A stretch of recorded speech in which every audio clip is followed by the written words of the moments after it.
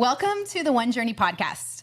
Today, we're going to talk about a transformation journey because the One Journey is all about taking a journey of transformation. We believe this is one of the most important things that's happened in our life. It is essential to every life. I think it happens no matter who you are, what culture you're from. It's just the way we're designed to grow. But we live in a day and age where it's not talked about a ton. There are not a ton of guides or paths that we can find. And so it's really important to us at the One Journey because the One Journey is all about taking a transformation journey together, that we start this podcast off with, what is a transformation journey? Why do we want to take one? I want to introduce myself and I want to introduce you to my good friends, Anne-Marie. Anne-Marie works with us at One and is an incredible friend to me. And we have these conversations all the time, so we decided we'd just start recording them for One. You can find Anne-Marie at theonejourney.com, and you can find John Walt at johnwalt.com. This is my dear friend, John. We've all worked together for a long time, and John is a strategic consultant with businesses around the country. He's also consulted with us at One, and he has an amazing read weekly. It's a newsletter that you put out called Notes on Wisdom. You can also listen to it. I love listening to things on audio, and so find him at johnwalt.com. We're going to talk today about that transformation journey. And John, you specifically have taught me a lot about transformation journeys. And at One, we've been on a transformation journey as an organization. So Anne-Marie, I really want to hear from you about what you've seen and what that's looked like and what you've learned. So I'd want to start in those places. I'm going to start with you, John, and just ask you what a transformation journey is from your perspective. Yeah, I've learned a lot about transformation journeys. I was on one before I knew what they were. So a lot of this has come from just reading tons of books and talking to people that are experts in this area. But fundamentally, a transformation journey is moving from the false self to the true self. And I define the true self, I think we can all define the true self as who we were created to be. There's this identity that's who we really are. And then there's a false self that gets created over time because we live in a world that doesn't actually shape us to be who we were truly created to be. Yeah, that's a great way to say it.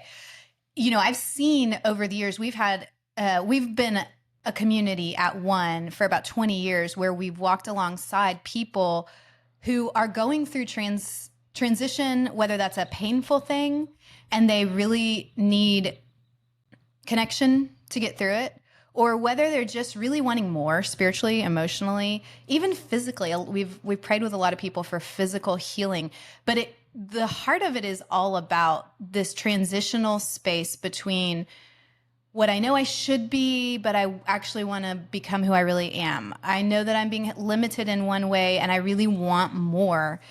So Anne-Marie, I want to hear from you just a little bit about, as an organization, and this podcast isn't really about the organization, it is about the journey. But we've learned and we've created this One Journey spiritual formation framework because we saw people are on a journey and they need a path. I need a path. So how have you seen One on its own spiritual transformation journey?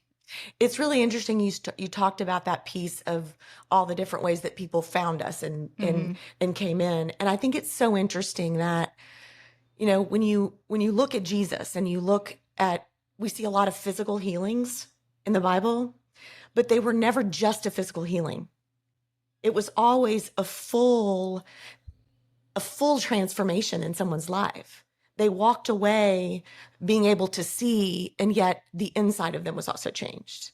And so I think that's an important thing to mention because a lot of people knew us as, in the early days, very focused on physical healing and emotional healing as well.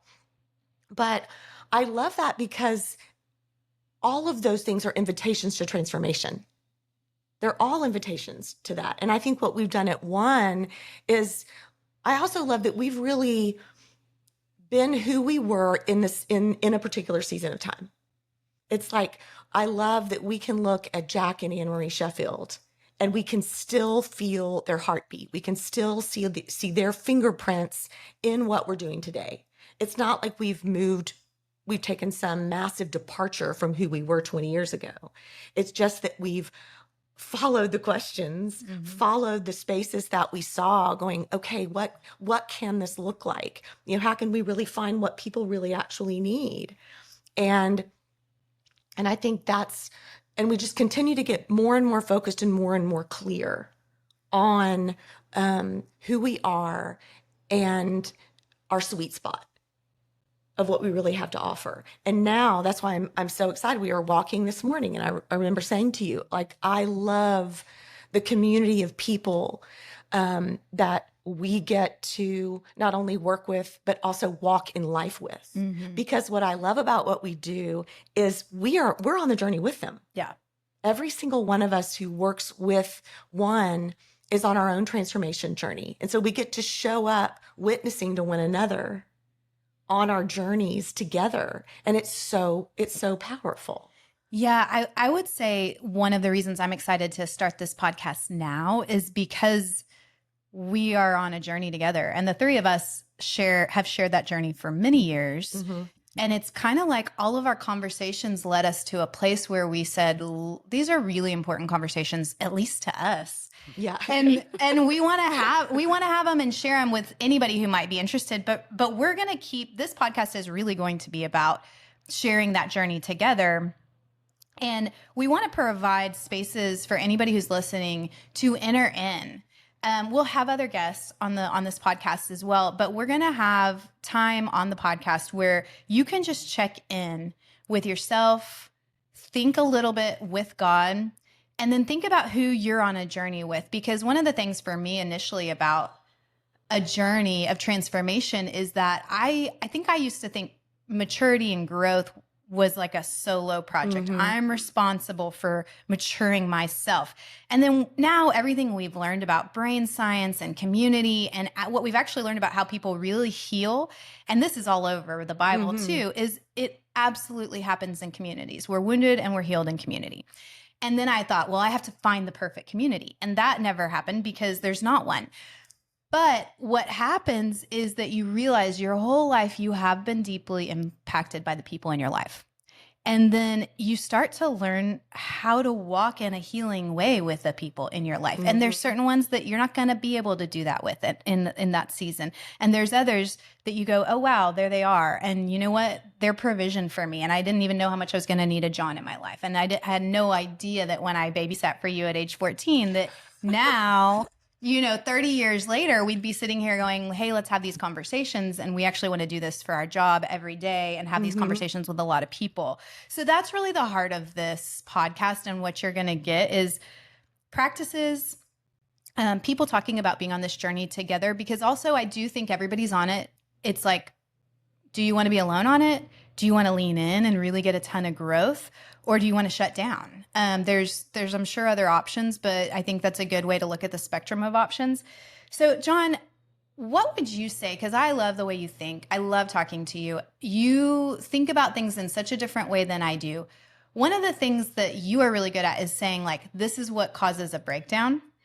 So where's the breakdown around transformation journeys? And I think there's lots of places we could go, but one I would also say is just, why aren't people talking about it? Why is it intimidating? Like, go wherever you want, but where's the breakdown? Yeah, I kind of want to go back to just this. When we talk about transformation journeys in general, I do agree we are all on one. I think most of us don't know that we're on one, and we don't honor the journey. Yes. And it's a huge problem. And the reason is because we are going to get into this in another podcast, this topic of Eastern versus Western thinking, but our world is not set up to create space for transformation. So we think in a very binary way. We say, like, something is or it isn't.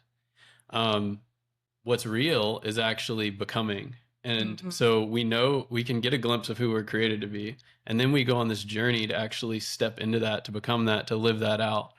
One of the invitations that we all receive is what I call this dying process, where basically the false self doesn't work for us anymore in one way, shape, or form or another.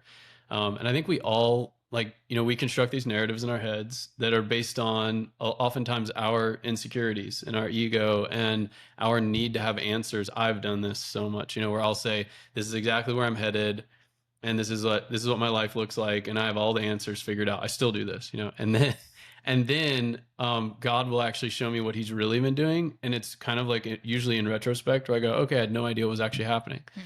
So I think one of the biggest breakdowns is we get to these seasons where suddenly the old narrative isn't working for us, and we face a challenge.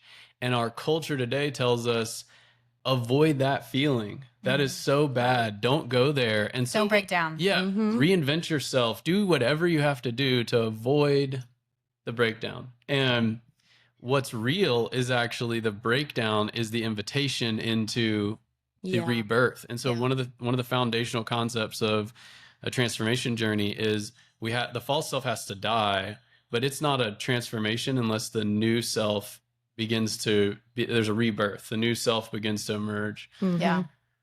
That's so good. And I actually heard you speak 2 weeks ago about dying. And I've heard it and I agree with it. And it's built into even our framework about what a journey is. But you were speaking at a point for me in the last 2 weeks where I have gone through another season of dying. And the thing is, you do freak out a little bit because everything feels hard. I know for me, I felt really stuck and I didn't know how to die. I mean, I know I need to let go. I need to surrender. I have to change my way of being. But the crux of it, like before it actually happens, you feel like, or at least this is how I felt. I don't know how. Yeah. I just don't know how. And I lead people through how to do this, but when you're in it, and I think that's the need for community too. Yeah. For people, I needed you in those moments to remind me, like, this is what's happening to you right now, Case. Like, you're dying so you can live again. Yeah. It's really going to be okay. But the death feels like death. And the life you've never experienced before, which is what you need to hear from people who have done this intentionally. And to your point of just the world we live in, we have to look at this, and we will on other podcasts, that we live in the Western world where we are really disconnected, not only from our bodies very often and our feelings, but we're disconnected from an authentic experience of community where we can show up honest. That's been a big journey for me. And it's a big part of the One Journey. We always talk about show up honest. If the honest thing for you is to not share with a group, don't share with a group. It doesn't mean it has to look a certain way, but can you be honest with yourself? Can you be honest with God? What can you share with us that would show us you in a real way? And Anne-Marie, you do that so beautifully my whole life. You've done that for me. You've shown up honest. You've been a safe space for me to show up. So talk to me a little bit about, the journey of showing up to yourself and showing up to others in an honest way. Yeah. I think, I'm very fortunate that I grew up in a safe environment. I was born into a safe environment. I lived with both of my parents, feeling really loved and secure. And so I had this very foundational level of safety in myself. And I think too, I had the blessing of recognizing safety around me. And even when I ventured into spaces and I could recognize, wait, I thought this was safe and this is not safe, I in some way had safe people around me somewhere. And when my life first broke down, honestly, Casey, I don't know that I've ever known another way. I was desperate, to be honest, my whole life. I mean, when I wanted to go to counseling for a week when I was 16, like, I've been on this journey. I've been so hungry. I've had transformation burning in me my whole life. And thank God I had places to seek it out, And so I think that for a lot of people, there may be people listening to this like, well, that's great for you, but I never had that. I wasn't born into a safe space. I never had safe people in my life. I don't even know where to begin. And I think that one of the places to begin is just to become aware of yourself. Begin to observe yourself. What do you even want? Because well, even beyond that, just like watching yourself. There's a seer inside you. There's a part of you that can watch you. Yeah. And if you can just shift into that space and go, oh my gosh, I just got so mad when my husband said something and it really made me mad. That just made me so mad. Why did that make me so mad? Instead of just flying off into coping and all of that, that for me, that space of beginning to even just look at myself and going, just watching me, opened up a space in my brain where neurologically, that's where it's almost like this separation that enables you to begin to build a new neuro pathway and have the capacity to go into a new space where you can begin to observe yourself. And then you see, well, I don't want to do that. I don't want to do that. I don't want to react that way. I wonder what that's about. Yeah, that's And not just- who I really am. But I also, that's me. That's you know, me. it's really me feeling that. So I think that yes, I have been in an advantage, but two, I've also seen the deep lifelong benefit of finding people and giving myself permission. I think that a lot of people, what they're looking for is just permission to do this. Permission to Yeah. break down, permission to not know the answers. We live in this world, you were talking about it, John, where we have to have so much certainty. We have to think- appear like we have it all together in so Yes. many spaces. We have to know the answer. We have to have certainty. I should know where I'm going, so I can't let anybody know that I don't know where I'm going. When nobody knows where they're going. When nobody Yeah, knows. nobody- And the answer is really in saying, hey, I don't know where I'm going.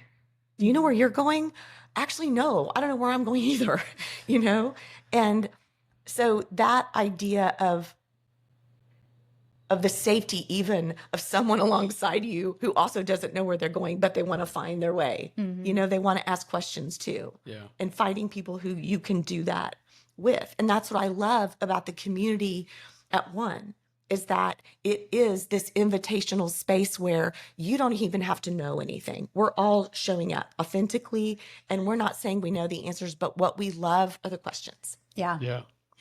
Yeah. I'm so glad you brought that up. You go, then I'll go. Just before we were recording, we were, getting into this conversation on accident a little bit ahead of time. But this concept in Western Christianity that is, we have spiritual guides that have the answers Yeah. Mhm. and yeah. know where they're going. Yeah. And they're doing it right. And they're doing it right. Yeah. And everyone else is following them. Super antiquated. I mean, where I'm not exactly sure where that comes from, because it's human to want somebody else to have the answers and for us to be able to follow them. Yeah. But embracing that this journey is not somebody else has the answers I need. God has the answers I need. He knows who I am. Mhm. Other people are on this journey, and some people are farther down the journey than I am. And, Scott Donner is a mentor of mine, and I would not have embraced this concept of dying if I hadn't sat there with him, looked him in the eyes, and had him tell me for literally 3 years, you have to go through this dying process. You have to let go of control, and you have to embrace that God knows who he created you to be, and he has a plan for you, and he's leading you somewhere. And that place is freedom. Like, Mhm. we can call it whatever we want, but I think freedom is a good name. And so I think that's part of why having other people on the journey is so important, is because not just to encourage us, but to literally help us to see it when we lose the path, because it's Mhm. I believe everything is working against us constantly going on this. From the fact that we live in a world that is constantly promising us transformation, the entire Quick and marketing. cheap. Yeah, Yeah, quick and cheap. transformation. Yeah, like you want to look Say better, this feel mantra. better. Yeah, even the whole idea that there's there's so much money being spent all the time on, here's how to, just by doing this simple thing here, get what you want. Yeah, It's the oh my instant goodness. gratification. Yeah. And this is the opposite of instant gratification. This is the real journey that everyone's called to go on. I remember you saying years ago that this is the one human journey, because it's the journey that every human has to go on. Mhm. And that, being in the prayer house for all those years and seeing that if people don't go through a transformation, then they're not actually getting the full healing that they need. It's way more than just a situational healing or a physical healing. And that's what you were saying earlier, Emery, that's what we see Jesus doing every time, is Mhm. he was looking at the whole person. Mhm. But there's also those stories. I'm thinking of the ones he healed. I can't remember exactly the details, but he heals a bunch of people and only the one comes back to Right. say thank you. And who knows what was happening with the others. But I saw that and I experienced that in my own life of we saw some radical healings, like tumors disappear and you could see that the tumor's now gone in their face. Deaf people hearing, like things like that. And then all kinds of things, you know. I always remember this one woman who came in with severe vertigo, couldn't even walk in and walked out fine. Literally called us for the few weeks after, just like, wow, I don't even know, my life is back to normal. All kinds of healings. And I'm not saying that doesn't have an impact, but I saw a lot that people wanted out of pain. And it didn't necessarily change their life the way they thought it would. Because people who are dying of cancer, golly, I can't even imagine the amount of pain you're going through. But you think that the physical healing is the thing you need. And I would want that for anyone. But when it happens, because it actually happens all the time through doctors, through who knows what, through diet, through prayer, all kinds of things can help us heal. We're made to heal. And the earth is full of healing things. It doesn't change our lives the way we think it will, which is to the point of this is actually about what is it to grow into your authentic self. And that authentic self will continue to experience healing until you die. And that authentic self will continue to experience pain, because I also noticed in myself too, I want to be healed and I don't ever want to be in pain again. Yeah. And that's human. It's just not real. No human ever. I mean, if you got healed from the craziest disease, you're still living in a world where your body's experiencing all kinds of things. And so we've got to be able to have better conversations, especially around our spirituality and the integrative space of mind, body, spirit, and then each other, and this real journey we're on of becoming mature, becoming free, who we really are, not having to live from, I should look like this, and then deep down I feel like I'm dead because I've never expressed these things that are in my heart, or these things that I was born to do. And so we're so excited to have, as a ministry or an organization, we don't always look like a traditional ministry because we would just work with people who come to us. We work with businesses, we work with nonprofits and ministries. But the one thing that everybody has in common that comes to us and that is on this journey with us is that they are ready to go on a journey with other people, and they really are ready to show up for their lives. And that's super fun because that's me, that's you, that's you. And so I think the greatest joy of my life really has been being on this journey intentionally with people. So on the podcast, you may just listen, you may share, please do, but also know that we want to invite you to go on this journey intentionally with us. You can find ways to do that on theonejourney.com. And we're going to keep having this conversation in a minute, but I want to pause and say, let's do just a little piece for you, that whether you ever interact with us at One or not, this could be a piece for your journey that you are able to do multiple days. I hope it's a helpful practice, and it's something you can share with people. Everything we do, anybody can do it, and you can share it with people. Those are the kind of criteria for anything that we share with you as far as an exercise or a practice goes. So this is simply what you guys are talking about, but the exercise is called surfacing the question. And all it is that I want you for a minute, and I want you guys to do it too, and I'm going to do it. Think about the question that you are actually asking in your life right now. And it doesn't have to be super deep. It literally could be, do I have time to go to the store later? That's fine, because that may be really where you are right now. You're literally worried about your timing. But just notice what it is. So take a minute and let yourself form in your thoughts a question that you're asking today that's honest. It can be, I usually say, bring the honest and obvious question. So take just a second and think about that.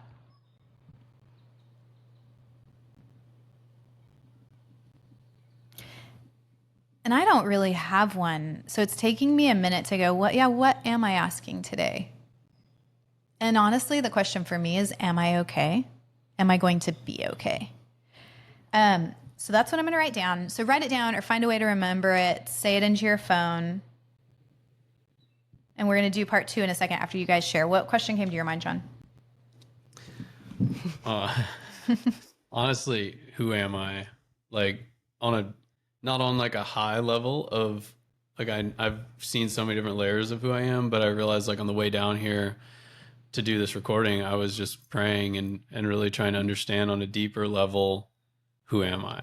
And this is a question that keeps coming up over the years, and I keep getting pieces, but then it goes deeper and deeper. So they went deep real fast, and they will beyond what are you going to do later today, even though that's a totally fine question. But I love the way you described that, because I think when you pause and actually let yourself formulate words around the thing that you don't always formulate words around, it actually takes you deep really fast. And the way you described it, it's like the question's already leading you. You might as well surface it and become aware of it, like you were talking earlier. Let yourself get aware of this thing that's kind of quietly driving you. Okay, what about you? My question was, how can I really break free from these self-sabotaging judgments that I have against myself? They keep spinning in my mind. They distance and then they make themselves known again. And it's the same pattern that's going on and on again in my life right now. Oh, you're the only person I've ever heard say that. I know, right? But we don't always walk around. We walk around experiencing it, But we we do don't not know. walk around and say it. No. And we don't let ourselves ask the question, why am I? And how do I break free How do from I get this? Like, free? how do I get free from it? Yeah. Because I'm tired of it. Yeah. We just do the sabotage and Yeah, judgment. we wrestle and we then push try it to aside. not do it anymore. And then I push it down, and then there they come again. Yeah. And I'm like, okay, I'm so over it. Okay, good. We're going to do the next step.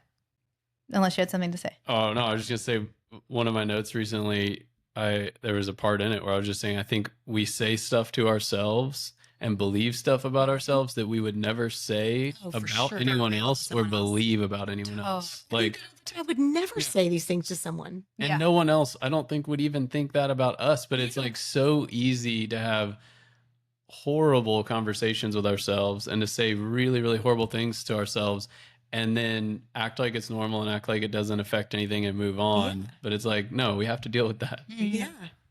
Good. Okay, next part of this. Now I'm going to ask God a question for you.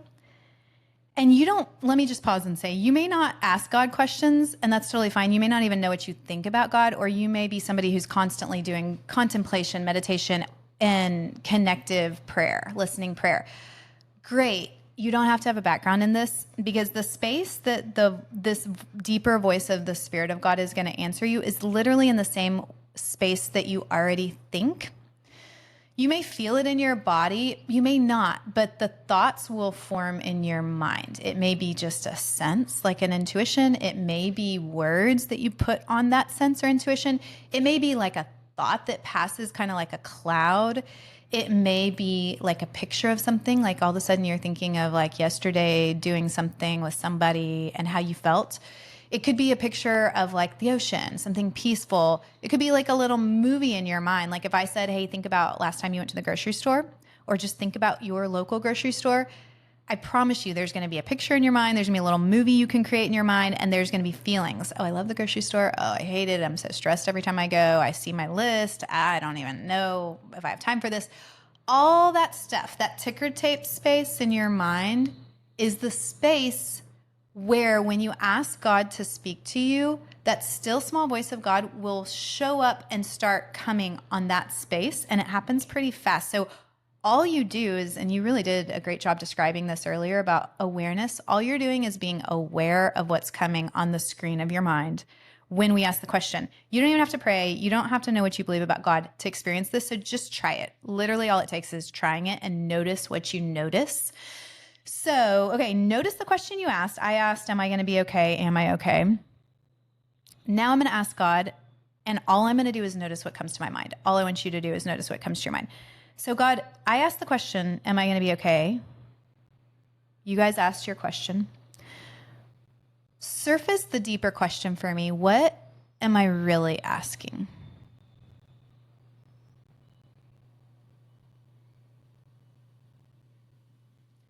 And notice what you feel. Notice how that question's coming to your mind. Notice if there's just more of a depth that you got as you asked, as you kind of listened and noticed what was coming to your mind, and write down the deeper version of the question.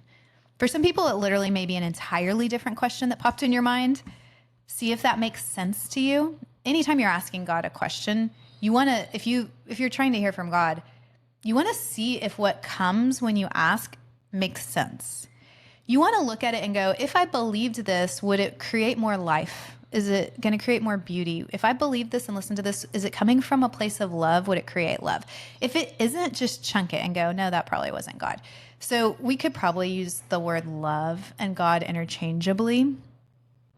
So if that's better for you, because I know some people have a lot of baggage, I have myself, and a lot of baggage and beauty with church and God words.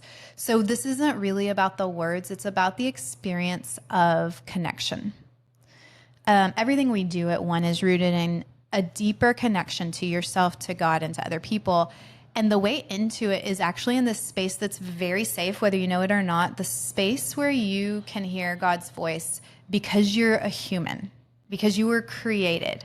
Just like a father and a mother would have a child, and whether that child knows it or not, they were created and of something. It's the same space. So there's this connection that you have, and all we really do is help you find the place of connection, and it's so simple. So every podcast we'll do little practices like this. So I'm curious what came up for you. I'm curious what came up for you guys. For me, as I just noticed what I noticed, it was actually the question, am I lovable?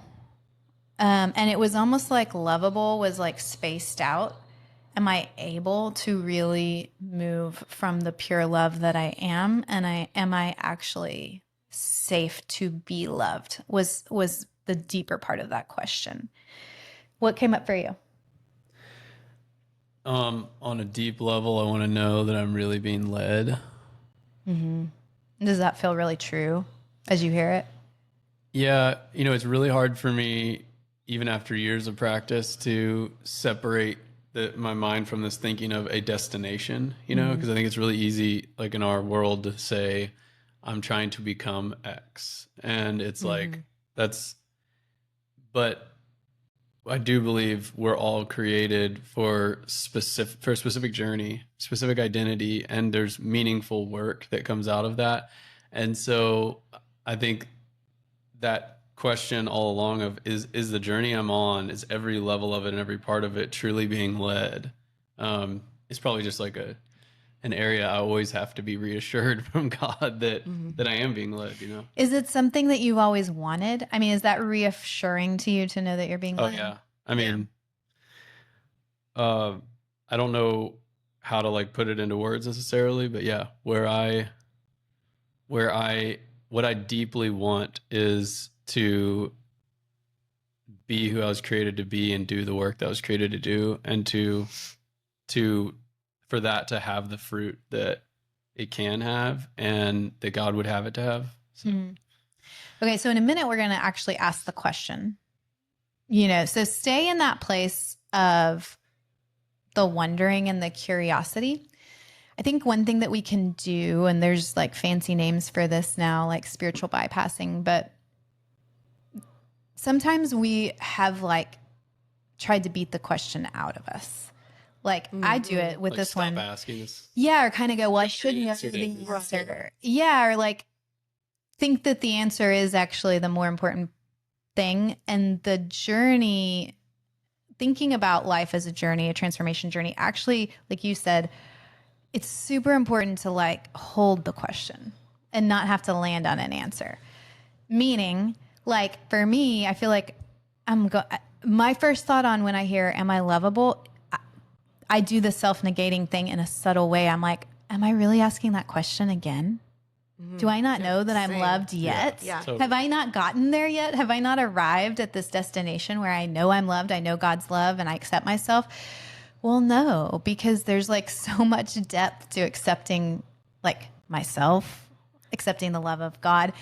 And so I can jump to try to get to the answer to prove that I'm okay versus just going like, maybe there's a ton for me here in asking the question. Oh, I think like repetition, Larry Mills, one of my mentors, that repetition is the engine of learning. And I heard this really great analogy the other day. If you were called by your name one time when you were a kid, would you know your name? It's like, of course not. Like we know our names because it's practice and we hear it over and over again. And so like, I think that there's this balance between when God speaks to us and we know that he's spoken something, we have to stand on that and like truly believe it. But that's different than ignoring the question and trying to convince ourselves that we believe it. The path to truly believing it is continuing to work through that with God and continuing to let the answer that he gives us and the truth that he reveals to us like settle in deep into who we are. I love that so much because you're describing what I was telling you this morning on our walk, which is I've been in like a 2-year period of the most intense questions of my life, the most meditation, connection with God, listening, prayer, journaling of my life. I mean, I've probably got this high of journals from the last 2 years. And a lot of it has been the wrestle with what you just talked about. Am I really hearing God? Who am I? Breaking all this stuff down. And the dying piece that's happened recently has made it, I mean, I've wrestled in such a deep way with all the sides of it. And for some reason, all of a sudden, I feel like all of that was almost as if you were putting down a layer of like sand, and then the next layer of sand, and then there's some water, and then there's some rocks, and then there's another layer of sand and dirt, and there's some seeds in there. So like it doesn't feel super significant. You're like some dust and some sand and some grass maybe. But what it's really done, all of a sudden I feel like I'm standing on this very solid place. And I don't even know what to call it. And I don't really have an answer, even though the whole thing I'm wrestling with the answer and I want the answer and I'm trying to stand, I'm trying to do the thing I'm supposed to do. And then I'm trying not to do that. You know, I'm just being such a human and wrestling with it all, but I'm doing it with people. I'm doing it. Thank you for reassuring me that I've done it in a very, as honestly as I possibly could with myself and with others. And now I'm like, wow, I'm standing on this ground that is unshakable. And it feels really good. Well, and that's the value. And so Mike, when I went ahead and asked the question because the answer, the other one, the question irritated me. Casey knows, y'all have been when I'm talking to God, I'm like, I don't like that. Give me something else. And nope. And so I blew right. So I went ahead and asked the question because I'm so tired of this question. And it is, am I really enough? I'm like, I should know the answer to that. On one level, I do know the answer to that. But then you saying that, sitting with that question, these are the little small, like I felt a small death. Yeah. When the question landed. When I really let the question land and say, am I really enough? That's a little bitty death. The thing about dying is it's these little small deaths. Mm-hmm. It's not one day you die. We're so compartmentalized as humans. We want to clear away the mess and we want to clear a path and we want to do.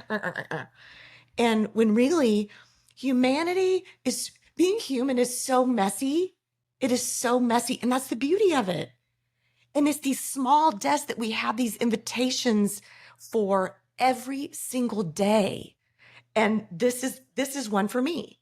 And because I blew past the question and I got this beautiful answer that I love, which is also good. It's not, the answer isn't correct, but the idea that he wants me to sit with this question, I can feel it. I can feel the little dying. And it's so good. We're so afraid to die. Yet it's the biggest gift. It's so freeing. We don't realize how freeing dying is. But now, that's why I love the questions, because the questions are all an invitation. And that's what you're showing right now. This whole process is these questions with God. It's not that we're looking for this definitive answers. It's the process. It's the relationship. It's the witnessing to one another. If I hadn't been with you and we weren't asking these questions together, then I would have missed. It's not the same. It's not the same because you're asking, we're all showing up really honest today. And as we always are, but I would have missed this opportunity. I would have missed this little death that's bringing life to me right this minute. I can feel it in me, bringing life to me. And so it's just a great example of why it's so good. Well, it's why we do our Zoom calls. If anybody wants to jump on one, we do one every Monday and Tuesday, noon Central, and you can get the link on our website. But it's just an hour of practicing little things like this. And we'll finish this exercise in a second. But you get to also turn on your screen or not, but you get to share, here's what I got, here's where I am, here's what's happening inside of me. And the thing is, you get to witness each other. And like now, again, we know with neuroscience that you literally, a baby cannot develop apart from being seen and seeing their own reflection in somebody else's eye. Like witnessing each other is just essential to our brains developing and our bodies growing and our maturity. And so again, it's like, you can think you're doing this alone and yes, of course, alone time is great, but you are never actually going to grow and thrive unless you're witnessed, and you will never know who you are unless you're witnessed, unless you're seen by other people. So, okay, so take the next second and ask the question that surfaced. So you had your first question that you put words to, and then we asked God to take you a little deeper. What's the question I'm really asking? Or another way to say that is, what's the question behind the question? That was step 2. Step 3 is just now ask that question and put whatever word you feel comfortable using around the Spirit of God in front of it. I use Jesus a lot, but I laugh when people have a big issue with this because like nobody in Jesus' day called Jesus, Jesus. It's the English form of the word. It would have been Yeshua, other versions of that, James. Nobody called him Jesus in that day. So I think that he's not going to be offended if you have a different word that is really honest and authentic for you. And maybe that's love, maybe that's spirit, maybe that's God. For some people, that's universe. I'm not worried about the word. What I want is to create a space where you can authentically connect with the one who made you, who loves you. And maybe you don't know that that's real. By doing these practices, you'll really quickly figure out that that's real and it's present. So just put the word God or whatever that is for you in front of that question. So for me, it would look like going, God, am I lovable? And then immediately after I ask the question, I'm just going to notice what I notice about what I feel in my body, what thoughts come to my mind. Okay, let's do it. You already did it, but you can just keep going. God, here's my question.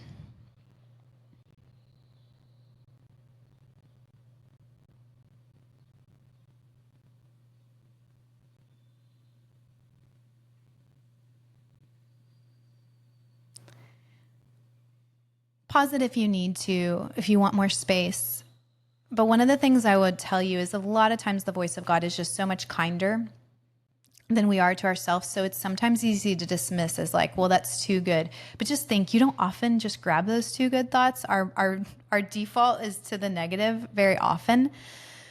But just be willing to entertain what's coming to your mind. And it may lead you to another honest, obvious question. And you may want to just ask that honest, obvious question.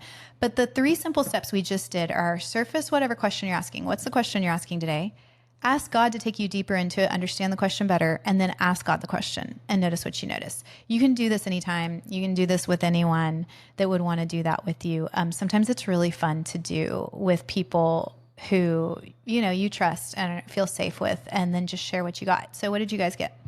Do you want to go since you're ahead of us? Yeah, it's interesting. I asked the question again, am I really enough? And he said his answer that time, I don't know if I told you, the answer the first time was, you're absolutely enough. Please trust yourself. This time he said, you are human. And that is beautiful. Love it. So I love that. What happened for you? I mean, I just heard yes. I got a picture, but I don't know what it means yet. So, Well, do you want to share the picture even if you don't know what it means? bushel of bananas. Okay, well, and that's I'm glad you did, because a lot of people, we all think in all the ways, but some of us are dominant in images. And I know you think in a lot of pictures. So sometimes this is like I think a good way to think about when pictures come to your mind when you're praying or just when you're thinking is it's almost like a parable. Because a picture can say so much and it can have feelings that are attached to it. So he may have no idea what that is, but it invites him in further to a question and a conversation with God. These images, a lot of times, I feel like they disconnect me from judging the response. Yeah, that's because if I get if God said directly back to me, let's say, yes, I have a plan for you, X, Y, and Z. I I think it's easy for me to go kind of reject that. But when he's given me these pictures before and there's something I have to wrestle with and kind of go back and ask about, when he does show me what it means, it's like, oh, like, wow, That makes sense. you kind of bypassed my judgment there. It's a really good way to say it. It's so true. Like, that is the thing I've noticed about hearing God. He speaks in a way that you can actually receive it. And there's many times I dismiss it if it's in like words. We're going to use words because they're tools, but they're not the main thing. So when we talk about hearing God or connecting with God, I want you to be free to use words, but not feel stuck in them. Like, oh, I should hear a booming male voice. That's the voice of God. That's not what we're talking about. We are talking about the place inside of you where, whether you know it or not, you've probably already heard from it a lot, because it's going to sound a lot like your voice, but it is the space of connection with spirit. And the easiest way to find it too is just to breathe, because that breath is literally spirit of God. Do you want to go further? Anything else you want to share? I felt like he was just showing me right now that it actually just symbolizes like fruit. Like he is bringing, like he's leading me on this journey. He's bringing fruit from it. So it's like, yeah. And you could probably keep going with that. Yeah, but I'm good. No. We won't. That's enough. We could go for a while. For me, it was like I felt this slowing down, like almost time standing still. And it felt like an emphasis on the words. And it was like, yes, you are so lovable. But it was more about capability. Like immediately in front of able went the CA, capable, which is a question. I think in my dying process of the last few weeks, I've had that question. Do I even know what love is? And I know I'm capable. I think it's the deeper, like, inner child in me that's asking that question. I know I'm capable, but kind of this thing of, do I know? Am I able to access what this really is in a real way? And I feel like he's just very slowly saying, yes, you are. It's really beautiful. We're going to talk more about hearing God. And again, don't let hearing get in the way of feeling, connecting, sensing, meditating, that contemplative space of awareness. But different than contemplation, I would say what we help people do, and what we have a lot of experience in helping anybody find the space of connection between the Spirit of God and their own voice. Like, those are kind of the two voices that we help people prioritize, because we all hear all kinds of voices, thoughts from my past, from what I ate last night, from what I saw on TV, from the billboard I drove by, from shame way back in my past, whatever it may be.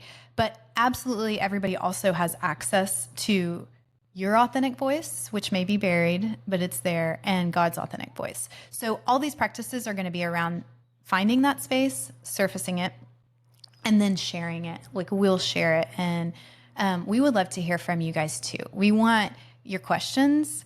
We want to hear your stories. We want to hear what God's bringing to your mind. And again, a good way to check it is like, is this coming from a place of love and life? We have a Hearing God chart, and we'll talk about it in another podcast, but you can find that online too, just as a helpful guideline to go. Nobody wants to be that person going, I feel like God said this crazy thing and I'm going to go do it. That is not what we're advocating for. We're just advocating for you being able to find the deep connection that you were made for, and trying to make that simple, doable, and shareable. What else? As we close out, I'm going to wrap us up, but I want to give you guys a minute to just, if there's anything that you didn't get to say that you want to say, and then we'll completely wrap it up and see you guys next time. A couple things I'd love to say. One, it's funny, I kept asking, okay, what is it about this bushel of bananas while we were just doing this? And I just heard, look at the fruit. And I was like, oh my gosh, it's so true. Like, look at the fruit of my life right now. And I'm able to see, because I totally disregard the fruit. Are you being led? Yeah. Yeah. I disregard the fruit. Someone told me yesterday that the notes that I've been putting out have like really been meaning a lot to them. I disregard that stuff. Yeah, almost ignore it. Oh yeah, I'm just like, I don't need to hear that. If you have some criticism and feedback, I would love that. I'll take it really seriously. I'll roll it around for days. Yeah, but I think that looking at the fruit, and I was convicted in that, of like, that is a practice I need to focus on, of just like spending more time looking at the fruit, and just, is that in a deep way answers the question of, am I being led? So I love that. But the other thing I wanted to hit on is This whole concept of transformation journeys, I think, are like fundamentally simple. Like we need relationship with God, we need people around us, and we're moving from this false self that our brains architect out of our insecurities and fears into our true self, which is freedom and life and living from relationship with God. That's a simple concept. What's challenging is we've been baked in ways of thinking that don't make room for that. And so there's this whole concept of we have to renew our minds and we have to practice this new way of living and this new person that we are. And so I think what I'm excited to explore in this podcast together is all the stuff that really doesn't get talked about, but is so, so important. We already hit on some of it. Like we discredit the things that God says. We have these fundamental questions that we feel like are super juvenile, so we just push them away and don't feel like we should wrestle with them. All of this stuff is super important. And then how we live that out in our day-to-day lives out there in the world, that's what I'm so excited about with this podcast. Yeah, me too. And you bring so much practicality around models and principles and thinking well. And that's so good. And I'm pretty pragmatic and I think a lot. And I know that I can offer practices that work. But at the end of the day, too, we've all in the Western world especially, but as humans, we believe, I think especially today's modern Western world, the formula for transformation that is pretty much accepted by most people is correct thinking, beliefs, plus correct action equals change and transformation. And I mean, this is sold to you everywhere, but that is not how the brain works and it's not real. And so then we go, well, I'm trying to think right and I'm trying to do right and I'm doing better. But like you said, we haven't actually gone on this deeper journey. What the real formula from a neuroscience perspective, a brain science perspective is, and I've learned this from the Life Model Group, it's the formula is not proper beliefs plus proper actions equals transformation. It's belonging plus identity equals transformation, maturity, and growth. And of course, if you look at the way humans grow, they've got to belong to a family and be loved well for years by that family to grow into a healthy human being. And when they don't, there's problems. And we all are somewhere on that spectrum and have to deal with it. There's no perfect family, but belonging plus identity. And that's a huge deal on the One Journey. And it's a huge deal to us at One. I know it's a big deal to you with your Notes on Wisdom and your strategic consulting, that we're not just trying to think right and make right actions, that we really are spending our time going deeper into what is it to belong in our own skin? What is it to belong in our family? What is it to create spaces where other people can belong and move from our authentic self, our identity? Because that is, whether we can see it or not in the little ways, in the long term, that is the thing that's going to change our world and the world around us. Yeah. And the old model, actually, all the old model is doing is fortifying the false self. Yeah. So Yeah. My ego. I feel better. I did it again. And it's so tragic because everyone's hungry. Everybody they want something deeper. And that model is only offering them the fortification of this keep working false hard. self, keep working harder. And the belonging and the identity is speaking to the essential self. It's speaking to the self that God created from the beginning of the world, that's been deep in our heart since before we were born. And that's why we respond to it. We respond to it. Once we taste it and you get inside it, you want more of it because you know it's true deep within you. But we've been fed this bill of goods kind of that's saying, well, if you do this and you do this, then we'll get what you want. But all it does is fortify the thing that's working against you. So true. And so I'm glad that we brought that up because I thought about, you hear us use the language of the false self and the true self. Well, what is the false self? What is it? And what is the true self? And I'm looking forward to, talking about that as well, because it helps to understand how our false self is developed. And that's the other thing. That's part of being human. We all develop it's normal. A false self. It's normal. We need it. It's a container for the early part of our life. It helps us make sense of who we are and the world around us. And so we need it. But then we have an invitation. Then we need to go on a transformation journey. Yes, and let go. So, yeah, it's like all of life is a transformation journey when you're looking at it from maturity. But there is something we've lost, and that is around an actual journey you go on, when you're 13, 14, 15, 16, 17, 18, to become who you are as a man or woman that you see in movies and you read about, but that there's not a great path in America, at least, for. And so I'm excited to talk more about that. Yeah.